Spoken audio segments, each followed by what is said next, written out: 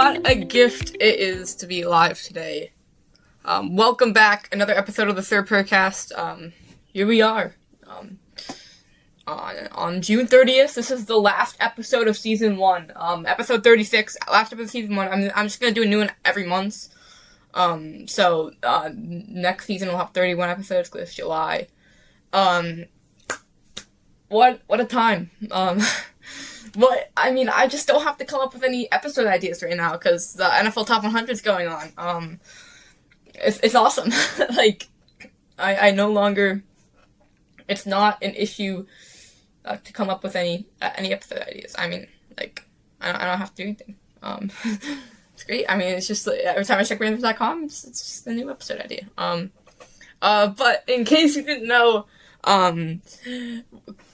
Panthers wide receiver Tetsuroa McMillan, or T-Mac, as I'm going to call him for the remainder of this episode, has been selected to be number 87 in the NFL Top 100. Let's go. I'm super happy about that. I'm just all smiles right now. I cannot, and 3 players in the top 100 already. And we still got J.C. Horn, Rico Dowdle, and Mike Jackson left. And Merrick, and obviously if McMillan is here, I don't think Coker's gonna make it, but Coker definitely deserves to make it, in my opinion. And then there's also Robert Hunt, D-Lou, Timo, so all those other guys. But let's go. T-Mac, number 87. What a gift. Let's see. He has been that guy for the Panthers this year. The number 1 option, wide receiver 1. The X.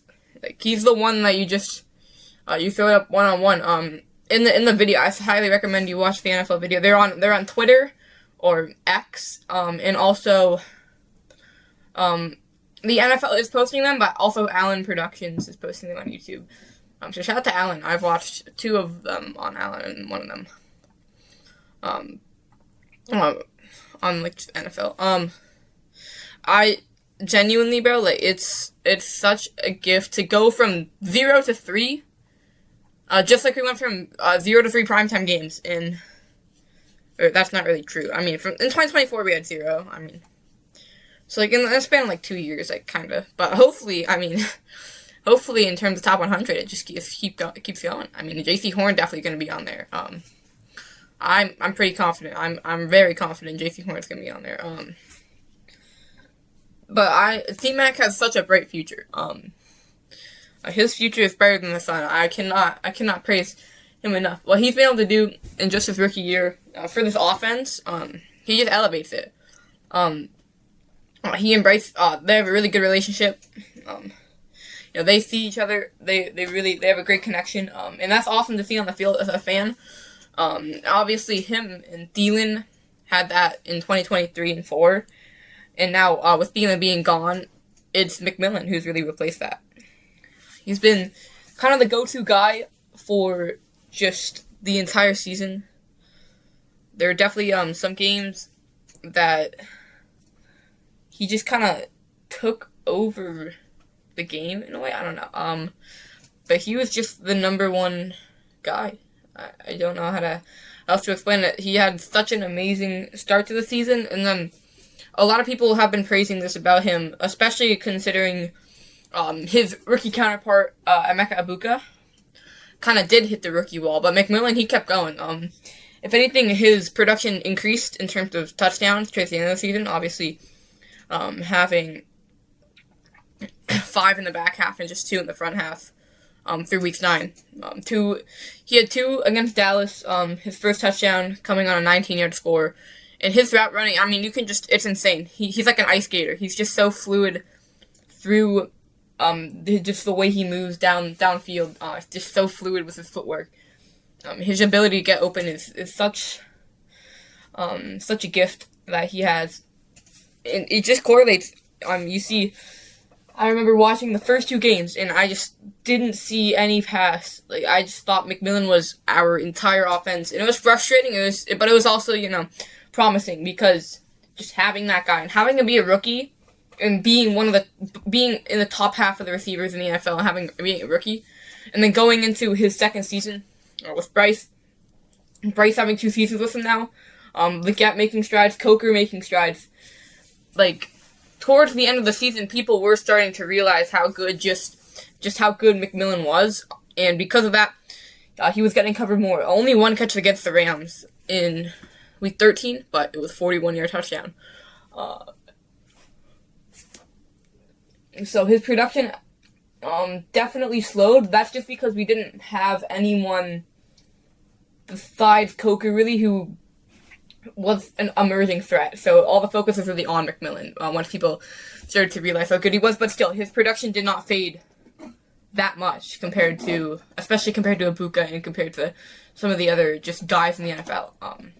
It got off to a hot start in terms of catches and then finished with a hot start in terms of touchdowns. That touchdown against the Bucs in week 16, that was really special.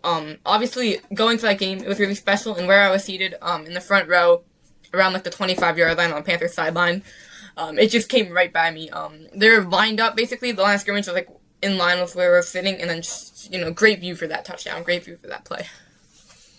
It was amazing to watch, and I mean, it's just, that play really captures and shows the amount of trust that they have.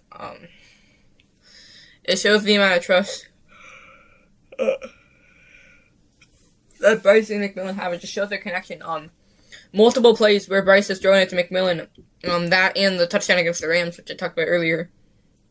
Where he's one-on-one, and he's not open when Bryce throws that ball. And obviously, it's the perfect pass. It's such an amazing pass, but and obviously, it's not really about the route, but his ability to just get separation even when he doesn't have the route. Obviously, Jamel Dean on that play was flying about like 5 yards off, but he's still able to get behind him with speed and also just manipulation, running up on his toes and then breaking it to the outside and then able to stack the receiver, and then on Forbes able to kind of separate himself at the last second to make the catch and then turn upfield for the touchdown. That's really talent. That's a lot of talent right there. And that's not necessarily a coachable technique. You have a bad release, that's coachable, but just natural separation, that's not really a coachable thing. Same with good hands. Good hands is something you can practice, though. Natural separation is just something that you're born with. And McMillan, he's just going to get better in year 2. The expectations are high and the possibilities are limitless, and he's going to live up to them. I'm full confidence. I think this passing game is going to just open right up for Bryce. Just with the strides I think Coker, McMillan, and Legette are going to make. And then I think consistency in the tight end room is going to play a huge factor. Obviously, every year Bryce has kind of had like a new guy. In 2024 with JC, and in 2025 with Mitch, and I think having a consistent tight end room, along with basically the same coaching staff and receiving core for the first time in a long time. Obviously, you're adding some guys like John Mechie and others. But the thing you're gonna have to watch out for, I mean, the offensive line is gonna look a bit different. Obviously, that could be for the better, it could be for the worse, but the one thing that it's going to be for the worst is just the lack of consistency. We could see, I think the front 3 is going to be the same, but definitely on the tackles. It's going to look a bit different, especially on the left side. Rasheed Walker, and then I don't know how they're going to incorporate Monroe being a tackle with Rasheed Walker and then Timo on the other side. But I'm sure he's going to get incorporated somehow. So there's going to be a little bit of consistency with Icky being out, which I hope he recovers well. But, I mean, this is about McMillan, and I think he's going to just... Obviously, there's going to be a lot more attention on him. Being the Rookie of the Year, there's going to be... they're going to put their number 1 guy on him. But he's been able to come up with that. I think he had a really good game against the Patriots when Gonzalez was covering him. Played amazing when Terrell was covering him in Week 11. He's a weapon. Really good catch radius. His vertical is insane. Obviously, the volleyball background that he has, you got to get up high for that, and that shows his vertical. Really good hands. There have been some issues with drops, but you're a rookie. You're still adjusting to the NFL. If we see that in year 2, that's definitely something to look at. But right now, I don't think it's gonna really too much of a concern. Especially with a rookie, but year 2, that's definitely something to look at if it keeps happening. But I don't think it will. But right now, it's not much of a concern. And he has really good hands. Like, I mean, there are some drops, but overall, the hands, really natural catcher. Him and Coker, really, like I said, natural catchers. You don't really see that as much with Leggett. You want to look for natural catchers. Being a receiver myself, hands catches, and just catching it. Like, don't let the ball cross your face. Obviously, if it does on like a really tight throw, then obviously if it's within reason, don't let the ball cross your face. And you don't really see that as much from XL as you do with McMillan and Coker. They're really sure-handed guys, which I'm sure Bryce would praise. McMillan, he's also really good after the catch, the speed, and obviously being 6'4" and 200 pounds, he's hard to bring down. My mind goes to the play against the Dolphins. Catches the pass, gets a really big hit after the catch, and just stays up, gets 2 extra yards. But going back to what I said about the catching, you don't see that much from Leggett, and that's another thing to look at in training camp and in preseason, if he's on the field in preseason. Just look at how he's catching the ball. If it's with his body and he's catching it with his chest, that's how drops happen. It bounces off the shoulder pads when you're catching off the chest, or it just goes through your hands, because that's how you catch a punt. You're fielding a punt, goes through your hands like that. And it's not it's natural. It's not like the ball's coming down. That's why you see people catching over the shoulder pass on a go route. That's why they catch it like they're catching a punt, because it's coming down at them. But when it's coming across, you don't want to catch it with your hands. But moving on, McMillan broke the rookie franchise rookie receiving record for most yards in a game. For most yards in a regular season for rookie receiver. 1,014. Obviously, Kelvin Benjamin previously held the record at 1,008. It's great to have that record in Carolina. He had a really with McMillan, because obviously Kelvin Benjamin was he didn't exactly pan out the way people thought he would. So it's great to have that record be someone who's new and promising and more exciting, I guess. But again, that just shows the production he had, along with the 7 touchdowns. It's crazy. And the one thing I do want to talk about is Ibuka, because if I see him in the top 100 now. Wait, has he been in the top 100? NFL top. Alright, we're gonna do a similar thing that we did with Derek Brown, because I think T-Mac deserves to be higher. For sure. So I think T-Mac should be in the 60s. Because I don't think there's receiver with, obviously, this is kind of this is really hell. Obviously, I know the list is made in, I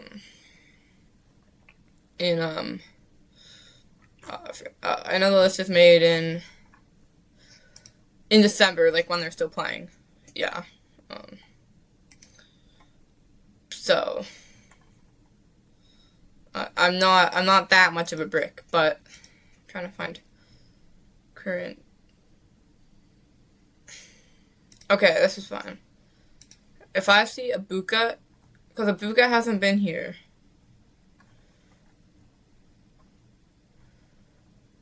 Okay, Ibuka has not been in the top 100 yet. And if I see him above McMillan, I'm going to freak out. McMillan was the offensive rookie of the year, and he would have been. I feel like he would have been the rookie of the year as well. Obviously, there's offense and defensive, but I feel like just overall rookie of the year, he would have been that. But yeah, it's just the 70 catches and the 7 touchdowns, and then just the yards. Sorry, the catch percent. At 57.4, I'm looking at that. And 59 yards per game is such a huge factor. That's like 60 yards per game, right? That is such a big thing. 60 yards per game is a lot, and that's like star receiver caliber, almost. And then you're just gonna see that improve next year. I know. Going into his second season, he's gonna learn the offense better. He's gonna make an even better connection with Bryce. People are gonna cover Coker more. They're also gonna cover him more, but Coker's definitely gonna get a lot more attention. It's gonna open up more opportunities. And then if Ibuka is ahead of him, I'm going to be first off, he wasn't Rookie of the Year, which is it voted on by the NFL or is it voted on by player?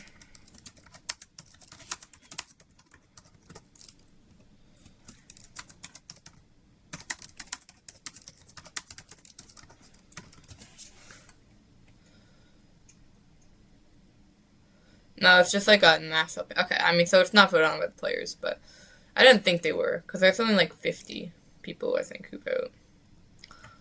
But all he did was have more targets, less receptions, less touchdowns, and less yards. Lower catch percent, under 50 catch percent, and then less yards per game. It's kind of similar, 55 versus 60, but still, those are you can't ignore those numbers, especially the catch percent, and the yards per target, just not as much yards per target, which in my opinion, you cannot have.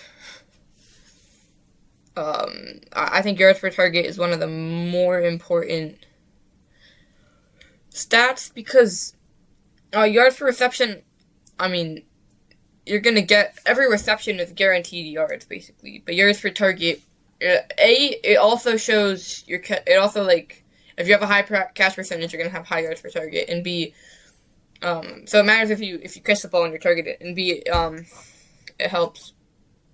It's also just yards per catch and also yards per target kind of like combined, I guess, or catch percent combined. I think I just don't see how he deserves to be higher than McMillan. Obviously, he hasn't yet, so I will be ranting on that though if he does, but he hasn't yet, so obviously I cannot be mad about it. But it's just if he is, it's gonna be crazy. Let's look at some other receivers.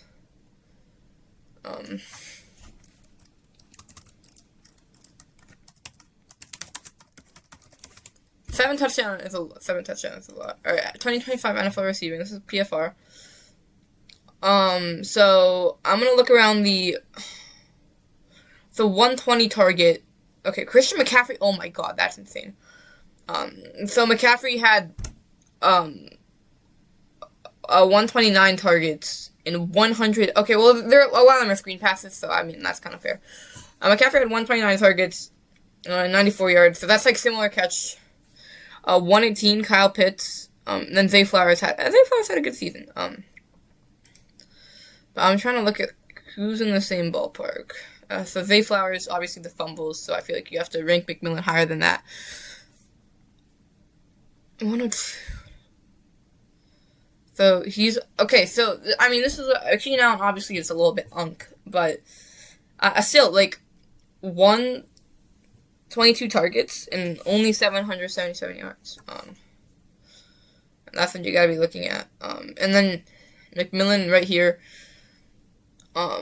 Nico had a good year. Give him that. He had less targets, more receptions, and more yards, but less touchdowns. The touchdowns is really big. The only players that have more touchdowns than him, I think, Devontae. Okay, yeah, it's Devontae Adams. That's kind of insane. Or Devontae Adams, Dallas Goedert, T. Higgins. What? Okay, T. Jawan Jennings. Am I reading that right? It's crazy. Quentin Johnston. I mean, he's kind of their only receiver. That's kind of fair, actually. Cody Parkinson, bro. Colby Parkinson, sorry. There's a couple tight ends. It's surprising. I mean, Christian Watson had 6 touchdowns. Keyshawn. Alright, yeah, I don't think I'm going to scroll up. So George Kittle, obviously. But McMillan had more receiving yards than Kittle. Oh, wait, this is not. Wait, we had 7. I'm stupid. Oh, half the people I'm reading has 7. I genuinely, I'm a brick. Amon-Ra, JSN, Buka, and McBride. And I mean, those are the top, and Jamar. Those are like the top guys. Chris Olave, Pickens. But if you look at like a lot of people ahead of him, there's not that many people who have more targets and more yards besides the top guys. And McMillan is right there up there with all of them. He has been one of the best players in the NFC in terms of receiving. To be fair, 3 of the top. Okay, wow, what? Huh? Wait. Okay, in terms of receptions, one of the top 10 guys are AFC. I mean, that's kind of insane. And I'm sure there's a bunch of NFC. No, there's not really. It's kind of even after that. That's insane. I mean, but that just shows you like how much McMillan production, just up there with the top guys immediately during his rookie season. It's insane. I cannot believe we have 3 players in the top 100. I mean, I can't believe it, but it's insane. 0 last year, even though there are many that were deserving of it. Chuba Hubbard rings a bell. But it just shows you how far we have come as a team. And I anticipate seeing J.C. Horn, Mike Jackson, hopefully a Damian Lewis. Also, I said Robert Hunt earlier. I think I shouldn't have because he was injured most of the season. But hopefully even more to come. Yeah. Thank you guys for watching. Keep pounding. Let's go T-Mac.